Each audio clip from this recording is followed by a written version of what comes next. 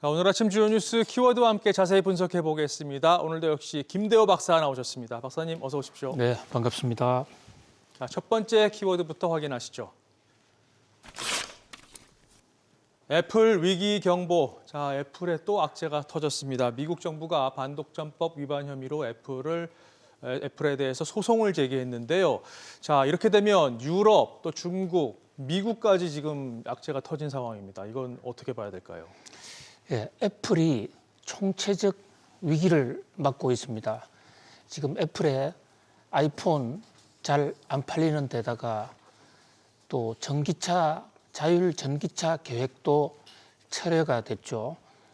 거기에다가 지금 요즘 뜨겁게 달아오르는 인공지능 열풍에도 소외가 돼서 그래서 울며 겨자 먹기로 자존심 구겨가면서 구글의 제미나이라는 그런 이 소프트웨어를 가져오겠다는 그런 협상까지 벌이는 완전히 AI 시대에서 낙오자가 된 그런 모습인데요. 거기에다가 지금 막 들어온 소식은 미국의 법무부가 애플에 대해서 반독점을 걸었다. 소송을 냈다 하니까 꼭 민간 소송을 낸 것처럼 보이는데요. 자, 미국에서는 이 법무당국이 제소했다, 기소했다라는 것을 법정으로 가져가는 것이기 때문에 소송을 했다라고 하는 영어 표현으로 쓰는데 우리나라에서 번역을 한다면 저것은 제소나 소송을 했다는 표현은 맞지 않고 기소했다 이렇게 볼 수가 있습니다. 네. 법정으로 가져갔다 이런 얘기거든요. 자, 지금 애플은 그동안에 IT 혁신의 상징으로서 미국은 물론 전 세계인의 사랑을 받아왔습니다. 애플 제품이 나오면 혹시 또 새로운 기능이 있을까 해서 많은 사람들이 줄을 서기도 했지 않습니까? 그렇죠. 그런데 어느 사이 지금 애플은 이런 혁신의 아이콘을 내서 벗어나서 이제는 독점의 아이콘. 애플은 돈을 아주 부정적인 방법으로 벌고 있다. 그 첨단 기업 중에서도 가장 대표적인 불법 독점 기업. 지금 법무부가 제소를 하면서 제시한 5가지 사례 하나하나를 다 뭐 설명드릴 수는 없습니다만 어쨌든 애플이 여러 가지 기계로 자기들만의 세계를 구축해서 다른 기기를 가진 사람들은 업체들은 접촉도 못하게 하고 그러다 보니까 사용자들은 그 이용에 큰 제한을 당하고 있다. 이를테면 애플리케이션 같은 것도 애플 앱의 도움을 받지 못하는 이런 애플리케이션은 아예 애플 쪽으로 들어오지도 못하고 있고 또 삼성 갤럭시를 쓴다. 이럴 경우에 삼성 갤럭시에서 애플 아이폰으로 문자 메시지를 보내면 이것이 제대로 잘 들어가질 않아요. 물론 들어가긴 들어가는데 네. 늦게 들어가거나 네. 또는 들어갔다는 신호가 잘 안 나타나는 의도적으로 고의적으로 저하했다. 뭐 이 밖에 애플페이도 독점을 해서 아이폰에서는 다른 금융을 사용할 수 없게 하는 이런 여러 가지 차별적 행태를 했다. 이래서 제소를 했는데요. 사실 이번 애플에 대해서 미국 법무부가 제소할 것이다라는 얘기는 여러 번 있어 왔습니다. 네. 그런데 함부로 제소하지 못했습니다. 왜냐하면 애플의 반격이 예상되고 애플이 세계 최대 기업이기 때문에 그 반격도 만만치 않을 것으로 보고 그동안에 꾸준히 준비를 해왔는데 무려 5년간의 조사를 마치면서 특히 바이든 대통령의 재선을 앞둔 시점에서 이걸 터뜨렸다. 이것은 지금 국민 감정이 애플에 대해서 상당히 안 좋기 때문에 이것을 터뜨림으로써 선거에서 선전전 효과도 거둘 수가 있다. 바이든 정부는 스타트업을 보호하기 위해서 미국 국민들을 보호하기 위해서 독점 공룡 기업을 때렸다라는 그런 어떤 정치적인 슬로건, 프로파간다 효과도 있는 것으로 보여지는데요. 그만큼 애플이 민심을 많이 잃었다고 볼 수 있습니다. 사실 미국인들의 감정이 애플에 안 좋은가요?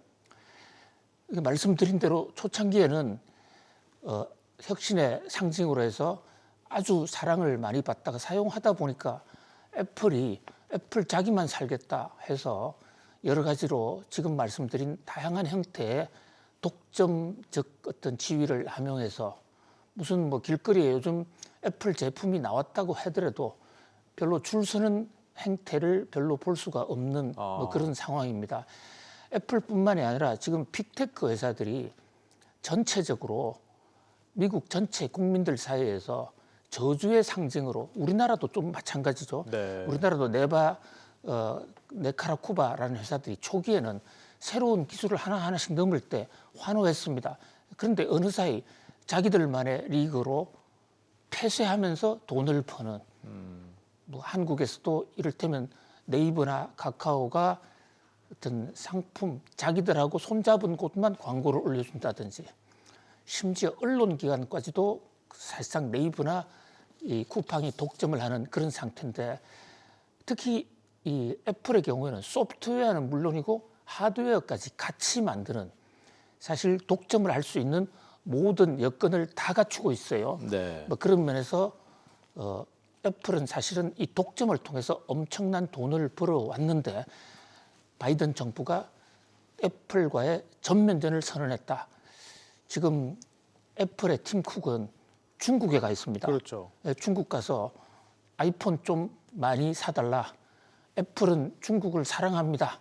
라는 메시지를 계속 보내고 있는데요. 중국에서도 애플 아이폰 판매가 급전직하로 뚝뚝뚝 떨어지고 가고 있는 상황입니다. 특히 미중 무역 갈등 속에서 이 틱톡 같은 제품을 제재하고 화웨이를 제재하면 중국 정부에서는 애플을 제재하겠다고 맛보부 카드까지 내세우고 있기 때문에 네. 애플로서는 창사 이래 최대의 위기를 맞고 있다고 볼 수 있습니다. 실제로 주가도 많이 떨어지고 있고요. 그러나 애플의 사례는 단순히 애플 하나로만 끝나는 것이 아니라 전 빅테크 업체로 확산될 가능성도 있습니다.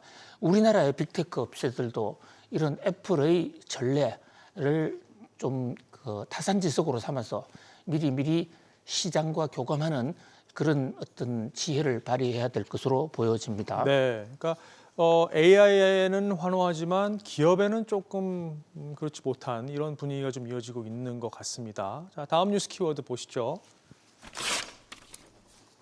아서 번스의 망령. 아서 번스 하면 지난 1970년대 미 연준 의장을 지낸 분이죠. 근데 이분 이름이 계속 거론되는 이유는 지금 시장이 어제 FOMC 회의 결과도 그렇고 너무 뜨겁기 때문에 그런 것 같습니다. 이제 인플레이션 실패를 한 거로 지금 유명한 분인데 자칫 이렇게 되는 거 아닌가라는 우려가 좀 커지고 있는 것 같아요.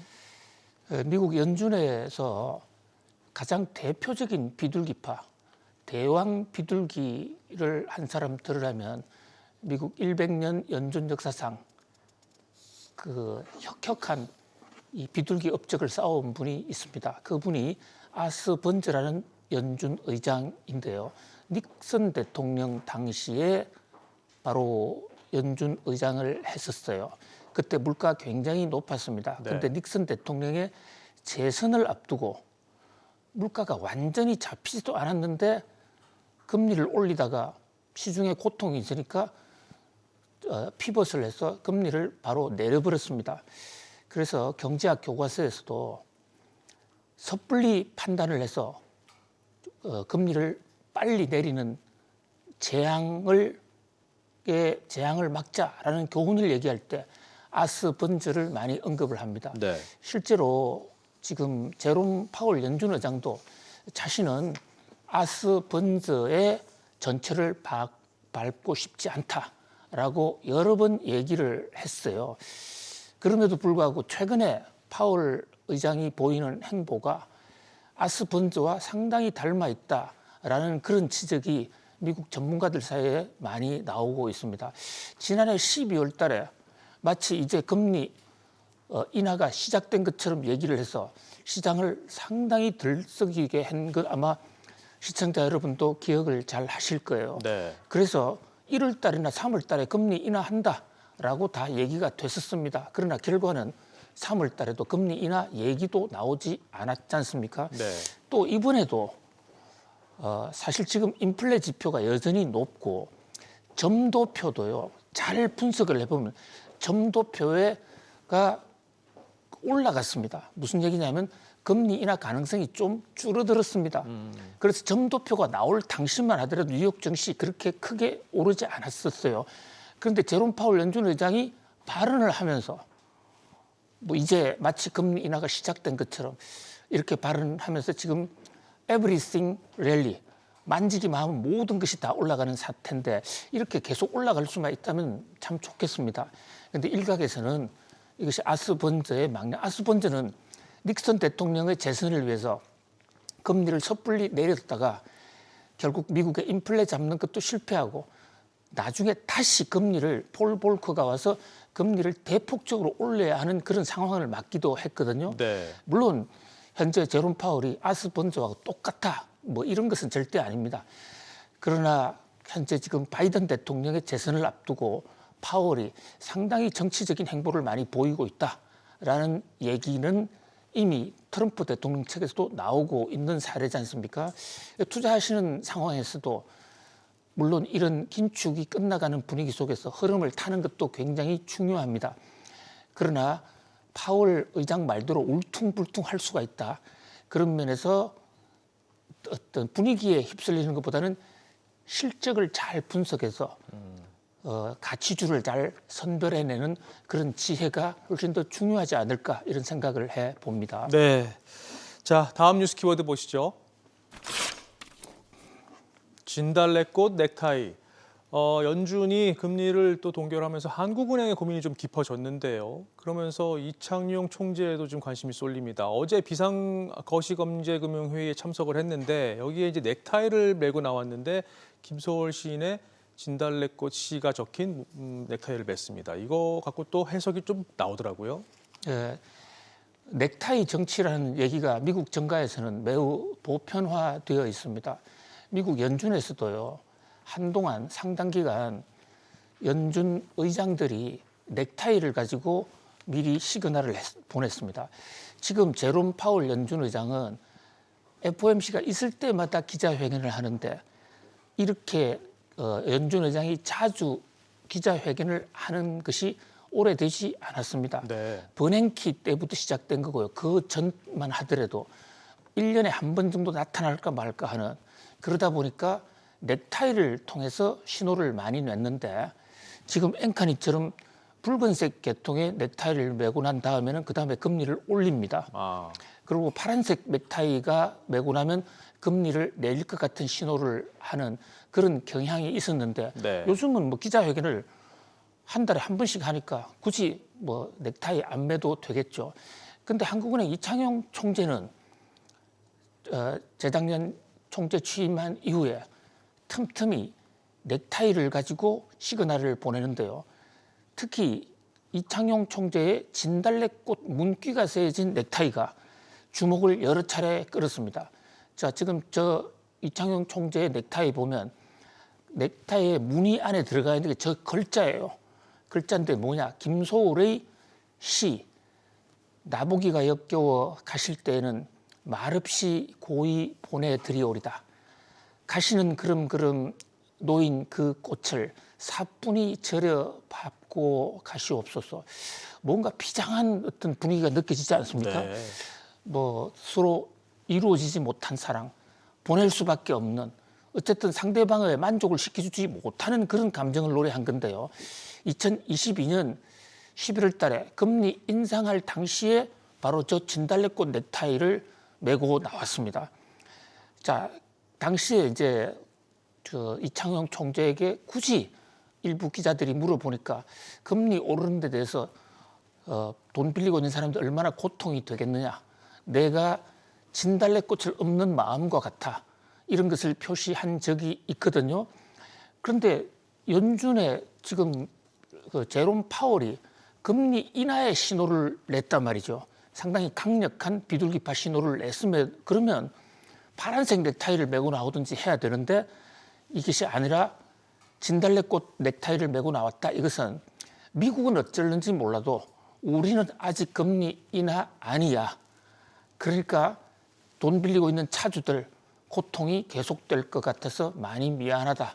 아픔을 공유하고 싶다라는 마음의 표시로 해석이 되고 있습니다. 네. 지금 물가 2% 가는 그 마지막 단계, 물론 뭐 언젠가는 되겠죠. 실제로 물가 상승률은 조금씩 둔화되고 있습니다만은 라스트 마일까지 가는 길에 울퉁불퉁할 수 있다는 것을 경고하는 그런 진달래꽃 넥타이로 해석이 됩니다. 그렇군요. 자, 다음 뉴스 키워드 보시죠. 황제의 윤허. 요즘 월가에서 AI 황제로 인식이 되는 분이죠. 젠슨 황 엔비디아 CEO가 GTC 행사장에서 삼성전자 부스에 나타나서 이 HBM3E에 친필 사인을 남겼습니다. 뭐라고 썼냐면 Jensen approved. 그러니까 젠슨이 승인한다. 이렇게 친필 사인을 남겼습니다. 이거 굉장한 사건 아닌가요? 예, 요즘 삼성전자 주가가 갑자기 뛰고 있습니다. 오랫동안 7만 전자에 묶여 있었는데 그 선을 돌파했어요. 삼성전자 주가가 뛴 요인 중에 하나가 젠슨의 삼성에 대한 호의적인 판단. 거기다가 젠슨 황이라는 분, 이분이 지금 현재 GTC가 열리고 있는 부스 현장에 나타나서 젠슨 어프루브드, 뭐를 어프루브드 했다는 얘기인지는 밝히지 않았습니다. 뭐 이 전시회에 들어온 것을 어프루브 했는지, 전시회에 출품한 삼성전자의 HBM3E 제품이 우리가 엔비디아가 쓰겠다라고 품질을 어프루브 했는지 네. 거기에 대해서는 말이 없어요. 아무튼 어프루브도 했다 이러는데 이 말이 나오면서 삼성전자 주가가 더 뛰었습니다. 반가운 일이죠. 그러나 반갑기에 앞서서 참으로 굴욕적입니다. 참 비참한 현실을 얘기하고 있다 이렇게 네. 볼 수 있어요. 삼성전자가 어떤 회사입니까? 세계 반도체 1위입니다. 한때. 지금은 조금 밀렸지만은 엔비디아하고 비교가 안 될 정도로 삼성전자가 역사도 오래됐고 구력도 특히 큰 회사예요. 지금도 큰 회사입니다. 그런데 한때 중소기업이었던 그 엔비디아에 가서 승인을 받아와야 된다. 그리고 황제의 윤허처럼 폐하 감사하옵니다. 우리를 받아주셔서 지금 이런 모양이거든요. 어쩌다가 삼성전자가 이렇게 됐을까? 삼성전자가 AI 쪽을 너무 등한히한 결과, 메모리 쪽에만 치우쳐온 그런 결과로 보여집니다. 그래서 일부 언론들은 삼성의 굴욕이다 이런 얘기까지 하고 있는데요. 아무튼 이것을 반면교사로 삼아서 삼성이 이 반도체 AI 물결에 다시 선두로 올라설 수 있는 그런 날이 젠슨 왕이 찾아와서 이재용 회장에게 어프로브 좀 해주세요라고 좀 팔아주세요라고 간청하는 날이 오기를 간절히 고대해 봅니다. 네. 뭐 제가 잠깐 말을 하나 좀 덧붙이자면 사실 이 approved라는 단어가 승인이란 뜻으로도 해석될 수 있지만 미국인들 뉘앙스에서는 인정 이런 뜻도 될 수 있거든요. 젊은이들 사이에서 그렇게들 많이 사용을 하고 있기 때문에 이걸 뭐 어느 규모로 이게 해석을 해야 될지는 잘 모르겠습니다만 그런 뉘앙스도 있다라는 거는 좀 참고를 하셨으면 좋겠습니다. 자, 다음 뉴스 키워드 보시죠. 바이든 최후 통첩. 바이든 대통령이 가자 지구에서 벌어지고 있는 이 사태에 대해서 결국은 즉각 휴전 촉구를 결의안을 보냈습니다. 이거 이렇게 되면 이스라엘에 등 돌리는 건가요? 바이든 대통령이 지금 상당히 애가 탑니다.